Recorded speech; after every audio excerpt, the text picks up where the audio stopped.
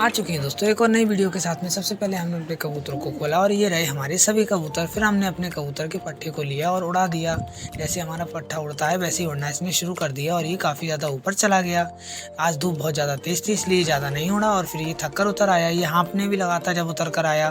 फिर हमने अपने कबूतरों के लिए पानी भर कर रखा और फिर कबूतरों को पानी पिलाया। फिर कबूतरों के लिए दाना डाला और कबूतर बहुत ज़्यादा भूखे हो चुके थे इसलिए कबूतरों ने जल्दी जल्दी दाना खाया। फिर हमने कबूतरों के लॉफ्ट के ऊपर पानी डाला क्योंकि काफ़ी दिनों से बना हुआ है और इसके ऊपर पानी नहीं डाला गया था।